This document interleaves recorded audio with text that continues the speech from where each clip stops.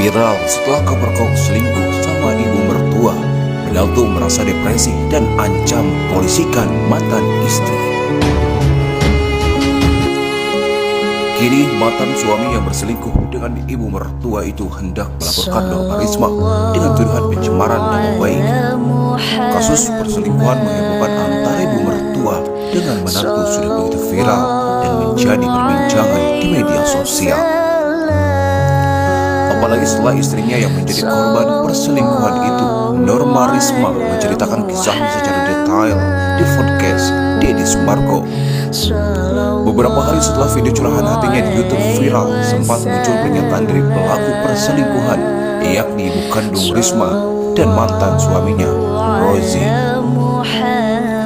Sang ibu yang tidak diketahui keberadaannya setelah diceraikan oleh bapaknya Risma, meminta putrinya memaafkan dirinya sendiri, sementara sang mantan suami, Rozi, sempat membuat postingan di Facebook agar netizen tak mencampuri urusannya.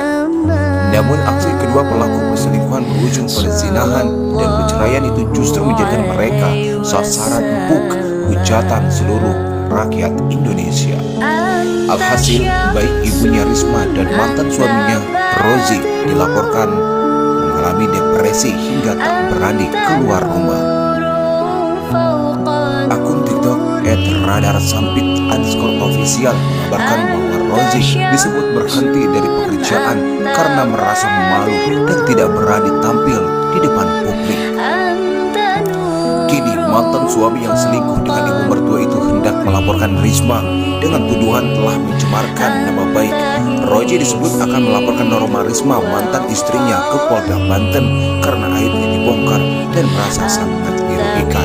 Tak hanya Risma, Rozi dikabarkan juga bersikap melaporkan akun-akun media sosial yang menghujatnya dan menyebarkan fitnah tentang dirinya.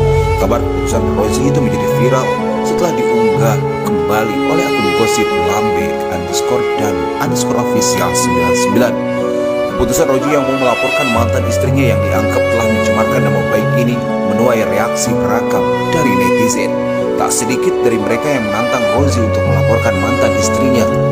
Intinya butuh proses yang panjang dan biaya yang tidak sedikit hingga kasusnya bisa naik ke perkara. Ini baru sangat sosial bro, belum sanksi akhirat. Berani perbuatan, berani bertanggung jawab, bukan balik lapor. Emang punya duit buat biaya perserikatan? Laporkan gratis, tapi buat melanjutkan perkara perlu biaya. Masih mending dibikin malu belum dirajam. Harusnya kan dirajam aja itu orang yang salah, yang ngegas. Norma Risma harus melampil pahit pernikahannya hancur akibat perselingkuhan mantan suaminya. Mirisnya, hubungan terlarang itu dilakukan sang suami dengan ibu kandungnya, Norma Risma. Menurutnya, mantan suami dan ibunya itu sudah berselingkuh sejak sebelum pernikahan.